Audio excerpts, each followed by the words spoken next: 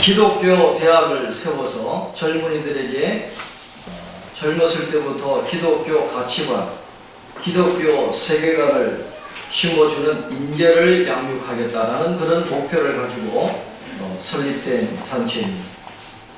이분이 이렇게 젊은이들에게 기독교적인 가치관을 심어주고 기독교적인 세계관을 심어주는 일에 헌신하게 된 계기가 있습니다. 그가 하나님의 은혜를 체험한 그런 계기가 있어서 이 일에 헌신하게 되었다, 그렇게 감정을 합니다. 책도 나온 적이 있는데 1980년 초에 강원대학에서 교수로 재직하다가 해직을 당했답니다. 당장 먹고 살 돈이 없었다라는, 한 달에 생활비가 한 20만 원이 필요한데 자기 수중에 있는 돈은 단돈 200원밖에 없었다라는 것입니다. 영하 19도의 그 추운 겨울 날씨인데도 난방을 하지 못해가지고 이 막내딸이 두 손과 두 발로 기어다니다가 손과 발에 동상이 걸리는 것을 눈으로 지켜볼 수밖에 없었다는 것이죠.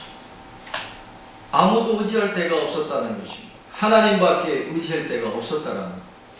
그래서 이분이 옛날에는 그렇게 믿음이 좋았는데 잠시 하나님을 잊어버리고 있다가 이렇게 코너에 걸리니까 무릎을 꿇게 되고 하나님 앞에 금식하면서 기도하게 되었다는 것입니다. 하나님이 이 기도에 응답하지 않으시면 내가 죽어버리겠다 하는 그런 각오를 가지고 하나님 앞에 금식하면서 간절히 매어 달리고 기도하기 시작했다는 것입니다. 하나님, 저희들이 지금 다 죽게 되었습니다. 쌀떡에 쌀이 떨어지고 이번 달에는 20만 원만 있으면 어떻게 견뎌보겠는데 제 주머니에는 200원밖에 들어있지 않습니다.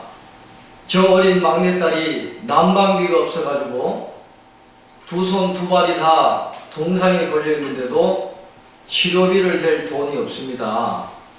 하나님이 도와주지 않으면 우리는 죽습니다. 그러면서 기도하는 거예요. 사렙과 과부의 떡반죽 그릇을 채워주신 하나님이 아니십니까? 엘리야 선지자가 곤경에 처했을 때에 까마귀를 통해서 양식을 주셨던 분이 하나님 아니십니까?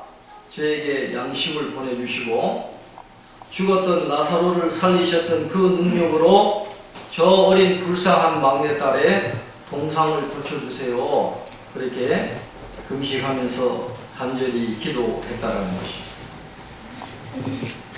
그런데 7끼째 금식하는 그날 저녁에 생각지도 않았던 뜻밖의 친구가 집으로 찾아오겠다라고 연락을 했다는 거예요. 그런데 빈손으로 온 것이 아니라 이 친구가 이 쌀 한 가마니하고 이 쇠고기 한 덩어리를 가지고 집으로 찾아왔다는 것이죠. 근데 그 다음날 아침에 잠을 자고 깨어보니까 막내딸의 그 두 손과 두 발의 동상이 깨끗하게 치료가 되어 있더라는 것입니다. 아멘 하셔야죠. 이럴 때는 아멘 하셔야죠. 그걸로 끝이 아니더라는 거예요. 그 다음날 또 두 친구가 저녁을 같이 먹자고 전화를 했다는 거예요.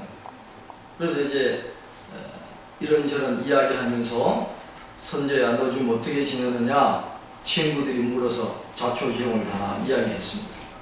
그러니까 이 친구들이 눈물을 흘리면서 너희가 그렇게 어려웠던 걸 우리가 몰라 하면서 두 친구가 지갑을 꺼내고 수표를 한 장씩 주는데 한 사람이 10만 원씩 정확하게 20만 원을 딱 주시더라고요. 거기서 이분이 깨닫게 된 거, 아, 하나님이 나와 함께 하시고 하나님이 나를 지켜보고 계십니다. 하나님 이렇게 역사하셔서 나를 이렇게 하나님이 도와주십니다. 그런 체험을 가지고 하나님에 대한 믿음이 확실하게 생긴 거예요. 아, 하나님이 나의 힘이 되시는구나. 하나님이 내 인생을 인도하시는구나. 확신을 가지고 그 뒤로부터 이 젊은이들에게 이 믿음을 심어줘야 됩니다. 젊은 시절부터 이런 믿음만 있으면 어떤 어려움이 와도 이겨낼 수 있지 않겠느냐. 젊은이들이 그런 기독교적인 세계관과 믿음을 갖고 살아간다면 놀라운 일이 일어날 것이다. 또 대학의 교수였으니까 그런 비전을 가지고 다른데 시간을 허비하지 않고 이 기독교 대학을 세우는 일에 목표를 두고 헌신을 하게 된 그런 간증을 들은 적이 있습니다. 오늘 본문에 나오는 용어를 빌리면 하나님은 그를 앙망하는 자를 외면하지 않으십니다. 그를 앙망하는 자에게 반드시 은혜를 주시고 상황을 역전시켜 주시고 새로운 힘과 능력을 베풀어 주신다는 것입니다. 하나님이 이스라엘 백성들을 애굽에서 탈출시켜 주시고 약속의 땅 가나안 땅으로 인도해 주신 이유가 뭡니까? 그 이스라엘이 뭐 위대한 민족이든지 큰 강한 민족이든지 그게 아니라 하나님이 뜻이 계셔서 그들을 가나안 땅에 이끌어 주셨다라는 단 한 가지입니다. 제사장 나라가 되라는 것. 그곳에서 하나님의 자유와 하나님이 주시는 평등과 정의가 흘러넘치는 아름다운 공동체를 세워서 하나님의 이름을 드높이고 이방 민족에게 하나님의 이름을 알리라고 제사장 나라가 되라고 그렇게 약속의 땅으로 인도해 주셨다라는 것입니다. 이스라엘 백성들이 하나님의 말씀에 순종을 했더라면 하나님이 애초에 너희가 받는 모든 땅을 다 너희에게 주겠다라고 약속하신 그 넓은 땅을 다 차지할 수 있었을 텐데 이스라엘 백성들은 한 번도 그 땅을 차지한 적이 없어요. 하나님의 말씀에 순종하는데 실패하고 말았던 것이죠. 안일하니까 타락하게 됩니다. 권력 다툼이나 하고 서로 갈등하고 하나님을 떠나 우상 숭배에 빠지고 말았어. 하나님이 주신 힘으로 세계로 뻗어나가고 세계를 섬기라고 했는데 죄짓다가 나라가 망해버리고 말았다는 것입니다. 그런데 더 비극적인 것이 뭐냐 하면 자신들의 죄로 인해서 그렇게 멸망해놓고도 자신들의 죄를 모르고 오히려 하나님을 원망하는 것이 이스라엘 백성들의 모습이었다는 것입니다. 이사야 40장 27절에 보면 야곱아 어찌하여 내가 망하며 이스라엘아 내가 이르기를 내 길은 여호와께 숨겨졌으며 내 송사는 내 하나님에게서 벗어난다 하니 이스라엘 백성들이 원망했다는 것입니다. 우리를 지켜주신다는 하나님이 어디로 가셨느냐? 하나님이 지금 피곤하셔서 주무시고 계시는 건 아니냐? 하나님이 살아계시다면 어떻게 우리에게 이런 비극이 있을 수가 있느냐? 하나님이 우리를 도울 힘을 잃어버리신 것은 아니라 오히려 하나님을 원망했다는 것입니다. 그런데 이 목소리를 여러분 어디서 들어보신 적이 없으세요? 이스라엘 백성들이 그렇게 하나님을 원망했던 것이 오늘 이 시대에 우리의 목소리가 아닙니다. 조그만 어려움이 오면 하나님을 원망하고 하나님이 어떻게 나한테 이러실 수가 있습니까? 그렇게 부르짖는 우리의 모습을 보게 되는데 오늘 이 말씀은 우리 자신들이 갖고 있는 잘못된 생각들을 부지시는 하나님의 말씀이랍니다.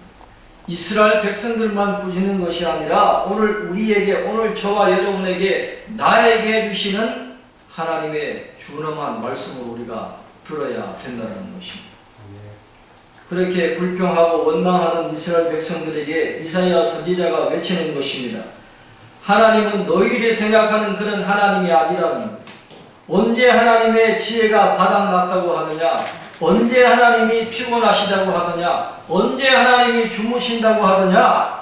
피곤한 자에게 능력을 주시고 무능한 자에게 힘을 주시는 하나님의 능력이 언제 떨어졌다고 하느냐? 그렇지 않다는 영원하신 하나님, 땅끝까지 창조하신 하나님은 피곤을 모르신다는 것입니다. 곤비함을 모르신다는 것. 명철이 한이 없으시다라는 것입니다. 오늘 읽었던 본문 앞에 나오는 이사야 40장 26절에 보면 이런 말씀이 나오고 있습니다. 너희는 눈을 높이 들어 누가 이 모든 것을 창조하였나 보라. 주께서는 수효대로 만상을 이끌어내시고 그들의 모든 이름을 부르시나니 그의 권세가 크고 그의 능력이 강함으로 하나도 빠짐이 없느니라. 그렇게 말씀했습니다. 하나님이 만상을 주시고 하늘의 수많은 별들을 하나님이 다 지으셨다는 것. 하나님이 그 모든 별 하나하나의 이름을 하나도 빠뜨리지 않고 이름을 다 부르신다는 것입니다. 수많은 별들이 자기 정해진 자리를 정확하게 지키도록 붙들어 주시는 분이 하나님이라는 하나님의 권세와 하나님의 어미하심은 헤아릴 수 없이 높고 위대하다는 것입니다. 그 하나님은 한 번 시작하신 일은 결코 포기하지 않는 신실한 하나님이라는 것. 인간이 깨달을 수 없는 무한한 지혜를 갖고 계시는 분이 우리의 하나님이 되십니다. 그 하나님을 소개하면서 이사야 선지자는 이렇게 외치는 것입니다. 여호와를 앙망하라. 그리하면 새 힘을 얻으리라. 앙망하라는 것입니다. 이 앙망이라고 하는 말의 뿌리가 되는 히브리어가 뭐냐 하면 카바라는 단어입니다. 카바라고 하는 단어의 뜻이 뭐냐 하면 함께 녹군으로 묶는다라는 그런 뜻입니다. 어떤 분은 이렇게 이야기합니다. 새끼를 꼬듯이 하나님의 역사의 줄과 우리의 역사의 줄을 함께 꼬아가는 것. 하나님과 함께 인생을 함께 꼬아가는 것. 바로 이것이 앙망의 의미다라고 그렇게 이야기했습니다. 하나님이 저 멀리 하늘에 계시고 내 인생이 여기 따로 떨어져 있는 게 아니라는 거예요. 하나님과 내가 함께 엮어져서 내 인생이 움직여지고 있다라고 하는 것입니다. 그렇다고 한다면 자기 스스로 잘났다라고 교만하게 생각하는 사람들은 절대로 새로운 힘을 얻을 수가 없더라는 거예요. 겸손하게 하나님을 의지하고 하나님의 도우심을 바라고 하나님을 사랑하고 하나님을 앙망하는 자가 새 힘을 얻게 된다는 것입니다. 오늘 본문 31절에 보면 독수리에 대한 말씀이 나오고 있습니다. 오직 여호와를 앙망하는 자는 새 힘을 얻으리니 독수리가 날개치며 올라감 같을 것이요 다른 박질하여도 곤비하지 아니하겠고 걸어가도 피곤하지 아니하리로다. 누가 독수리의 등에 타고 그런 은혜를 받을 수 있다고 그랬습니까? 여호와를 앙망하는 자가 그런 은혜를 받을 수 있다는 것. 이 앙망이라고 하는 그 사전적인 의미가 뭐냐면 두 가지를 이야기합니다. 간절한 마음으로 우러러본다라는 뜻이 있습니다. 간절한 마음으로 우러러본다. 그 다음에 두 번째는 사모하고 인내하며 도움을 기다린다라는 그런 뜻이 있어요. 하나님의 도움을 간절히 기다린다는, 인내하면서 오래 걸려도 하나님만이 나의 도움이 되신다는 걸 알고 오래도록 인내하며 기다리는 것입니다. 그러나 이건 막연히 넉넉히 기다리는 게 아니에요. 적극적인 믿음의 자세를 가지고 기다리는 것이고 기본에 충실한 기다림으로 기다린다는 것을 의미하는 것입니다. 기본에 충실해야 된다는 것입니다. 여러분, 유명 선수들을 보면 나태할 것 같고 기본은 안 해도 되는 것처럼 우리가 생각하지만 유명한 선수일수록 더 기본에 충실하다는 것입니다. 최경주 선수가 간증하러 교회에 왔는데 보니까 얼마나 훈련을 많이 했는지요. 얼굴이 새카맣고 몸이 그렇게 좋아요. 신체가 너무너무 좋더라고요. 그런데 그분이 그럽니다. 매일 하루에 수천 번의 스윙을 한대요. 지금도 변함없이 하루에 일어나면 수천 번 기본적인 스윙을 하루도 빠지지 않고 연습을 한다. 그렇게 이야기합니다. 여러분 이치로 선수 아시죠? 이치로 얼마나 유명한 선수입니까? 지금도 기록을 써 나가고 있는데 이분도 기본적인 훈련을 한 번도 그런 적이 없다. 훈련장에 있을 때도 그렇고 자기 집에도 훈련장 만들어 놓고 또 부모님 집에 가면 부모님 집에도 자기가 훈련할 훈련 자리를 만들어 놓고 끊임없이 스윙 연습을 한다는 것입니다. 유명한 선수들은 다른 데 있는 게 아니에요. 비결이 뭐냐? 기본에 충실한 사람들이 유명한 선수가 되더라는 것이죠. 마찬가지입니다. 우리가 하나님의 은혜를 입고 하나님의 복을 받는 것은 성도의 기본을 잘하면 독수리 날개침이 올라간 것 같은 그런 은혜를 입을 수가 있다는 것입니다. 하나님의 말씀을 가까이 해야 됩니다. 하나님의 말씀을 많이 읽고 많이 듣고 하나님이 주시는 진리를 깨달아야 된다는 것입니다. 하나님의 성품과 하나님의 속성을 이해하고 그 하나님이 행하신 위대한 일을 찬양하는 일을 게을리하지 않아야 된다는 것입니다. 그 하나님의 은혜를 감사하며 예배 자리에 나아가야 된다는 것입니다. 하나님의 성품과 하나님의 지식을 기억하고 기도의 자리로 나아가야 된다는 것. 말씀과 기도와 찬양과 예배 자리에 있으면서 더불어 하늘을 가르고 임하시는 성령의 역사와 기적이 일어나게 되면 우리가 독수리 날개침이 올라간 것 같은 날마다 샘을 주시는 하나님의 은혜를 우리가 누리게 될 수도 있다는 것입니다. 이사야서 전반부는 심판에 대한 내용이 나옵니다. 1장부터 39장까지는 하나님이 이스라엘 백성들을 심판하신다는 내용이 나오지만은 40장 이후부터는 귀향에 대한 메시지를 전합니다. 고향에서 고향으로 다시 돌아옵니다. 이스라엘 백성들이 포로로 끌려가겠지만은 이제는 포로 생활을 마감을 하고 다시 팔레스타인 고국으로 돌아올 것이다 라고 하는 미래에 대한 소망에 대한 메시지가 나오고 있습니다. 이 이사야 선지자는 그 모습을 제2의 출애굽으로 묘사를 합니다. 제2의 출애굽인데 그러나 이 제2의 출애굽도 인간의 힘으로 되는 것이 아니라 하나님의 힘과 하나님의 도우심으로만 가능하다는 것을 이야기를 하고 있는 것입니다. 우리가 너무도 잘 아는 말씀이 있죠. 이사야서 41장 10절 말씀에 이렇게 말씀을 합니다. 두려워하지 말라. 내가 너와 함께함이라.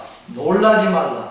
나는 내 하나님이 됨이라. 내가 너를 굳세게 하리라. 참으로 너를 도와주리라. 참으로 나의 오른손으로 너를 붙들리라. 그렇게 말씀을 했습니다. 이 말씀이 뭐냐 하면 이스라엘 백성들이 포로로 끌려갔다가 돌아오는 것이 불가능할 것 같지만 두려워하지 말라는 거예요. 내가 너를 도와주겠다는 거예요. 내가 너희들을 돌아오도록 내가 역사하겠다는 것입니다. 우리 인간의 앞날은 하나님의 손에 있습니다. 얄팍하게 권력의 손을 잡고 물질을 손에 넣으면 다 되는 줄 알지만 그건 어리석은 거라는 거예요.